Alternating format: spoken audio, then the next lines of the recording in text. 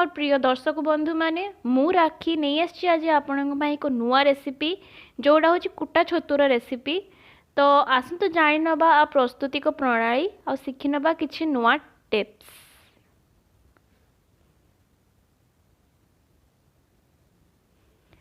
प्रथमे मुझे नहीं 500 ग्राम कुटा छतु जहाँ को मु 4 पीस नेखारे काटिकी या हलदी आ लुण पानी रे बतुरे देती आ भल भाव चकटिकी धोई नहीं। तो मुझे कड़े तेल गरम करी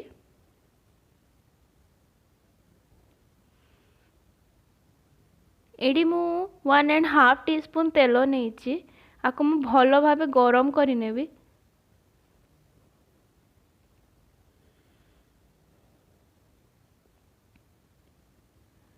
आउ एथिरे मु एबे पकेदेवी आम छतु को पूरा भल से सफा करके 2 ରୁ 3 थर आम भल से धोई नबा।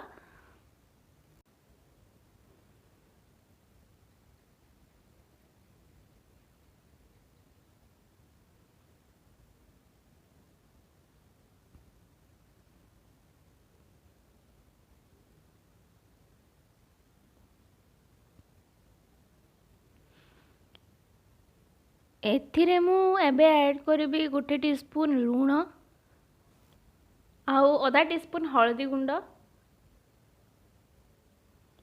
ताकू मु भल भाबे मिक्स करि नेबी आउ किछि देरी पई ढांकी की सिझिबा पई छाडी देबी। जेहेतु एटारे लूण दिया हेछि तो छतुरु पानी बाहरिबो आ से पानी रे ही भल भाबे सिझी की नरम हे जिवो।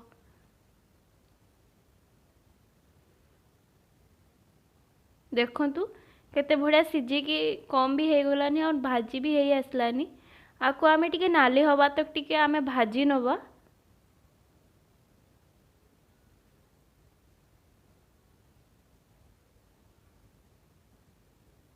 देखंतु केते सुंदर नालिया कलर आसी गलानी छतुरे। तो आमे आपको टिके भल भाबे हले की आगो काढी नबा प्लेट रे।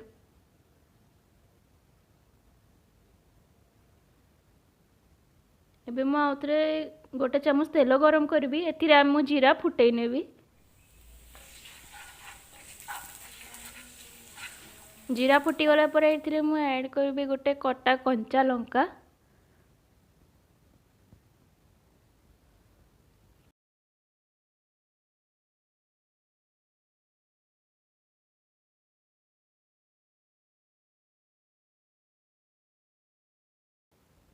एथिरे मु एबे ऐड करबी 1 बड़ पूरा चॉप प्याज। एथिरे आपण ए स्टेज चाहिए तो लूण भी ऐड करि पारंती। लूण ऐड करिवारु आम प्याज शीघ्र सिझी जिवो आ कलर भी भलो आसीबो।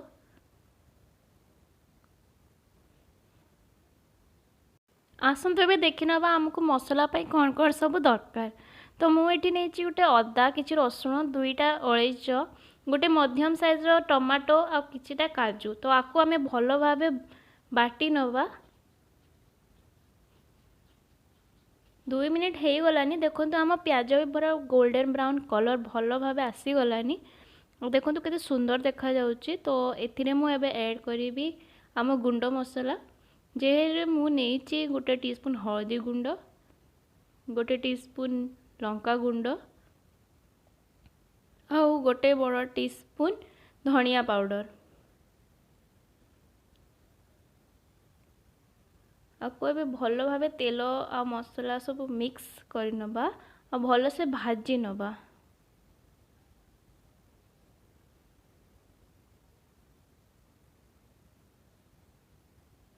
देखंतु केते बढ़िया आम मसला सब भाजी हे गलानी। सो आमे एबे एथिरे ऐड करि नबा आम टमाटो बटा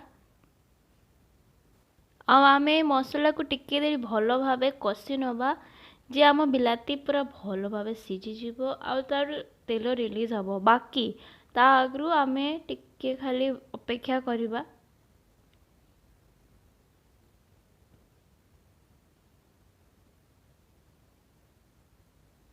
ए टाइम रे हमें flame medium to high flame रे ही रखिबा बेसी कम भी करिबा नाही। तो मु एबे एठिरे टिके पानी ऐड करि दोउची।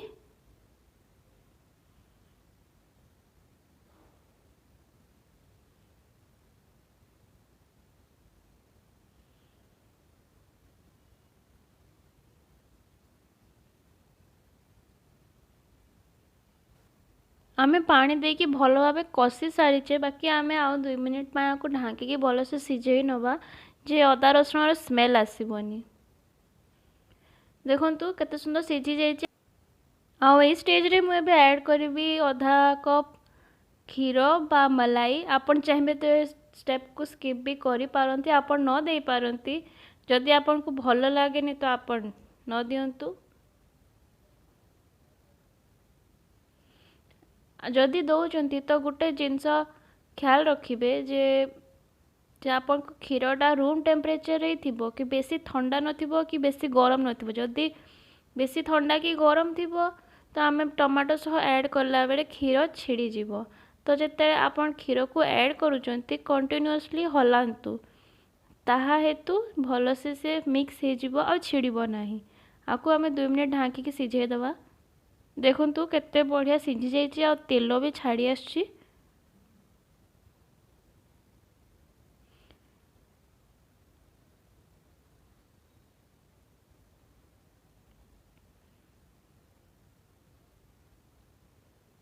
देखो आम मसला भल भावे पूरा केते सुंदर भाजी हो जाइए आउ क्षीर भी सब मिसी जाइए।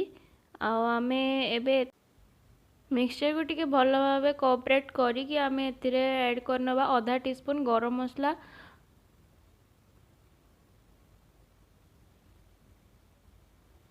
आ गरम मसला को मिक्सचर सह ऐड करके टिके हल्का भाजी नवा जेहेतु कि मसला टिके एक्टिव हो जिवो आ बास्ना भी भल आसीबो। आपण ए स्टेप को स्किप करिवेनी, भल भावे भाजी नेबे मसला को टमाटो पेस्ट सहित।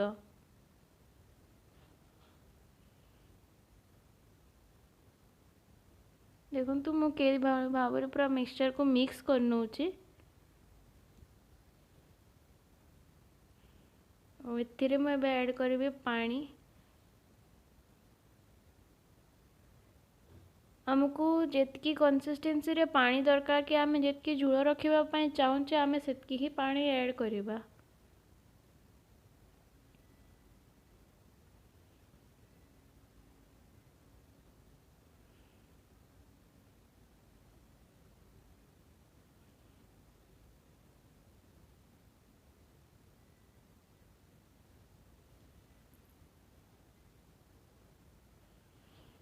मुझे ऑल टोटल गोटे कप पानी नहीं तो आ पानी दे सारा पर मिक्सचर सह आपको भल भाव मिक्स करनेबी और किछि देरी पे फुटवा छाड़देवी।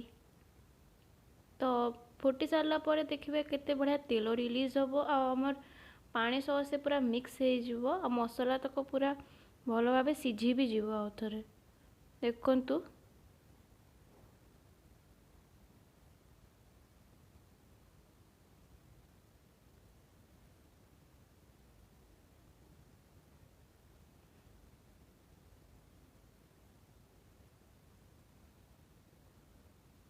एथिरे मु ऐड करुच्ची गोटे टीस्पून चीनी, जोटा आम रेस्टोरेंट रे कि होटल रे खाइला बेले आम जना पड़े चीनी मिसी।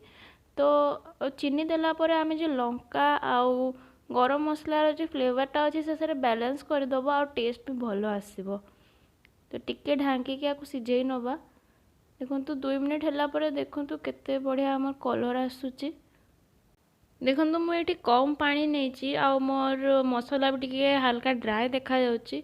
मुझे कम पानी रे ही करुच्ची, बेसी मुझे झोल करूनी। आपण चाहिए तो ये बेसी पानी दे पारंती।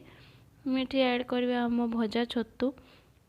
छतु को मुझे देकी भल भाव मिक्स करनेबी जेहेतु कि मिक्सचर पूरा छतु सह मिक्स हो सब छतु रे आम मिक्सचर लगी जीवो। टिके देरी आमे आपको मसला सह कषि नवा। कषि देला पूरा फ्लेवर सब आम छतुरे आसीज भल टेस्ट लगे। मुझे अधा कप पानी दउची।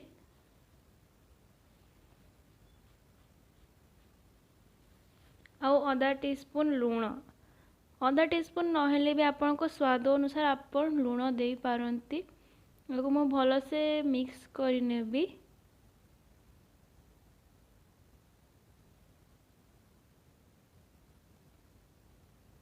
और ढांकी की टिके देरी सिमर हेबा पई छाड़ी देबी।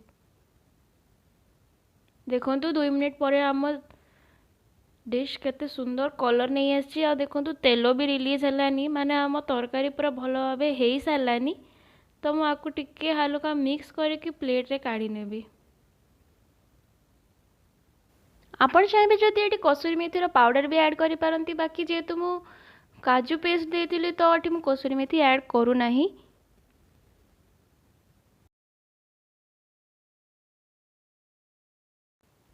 देखंतु आमर ये छतु रेडी हो गलानी मुझे गार्निश भी कर देछि।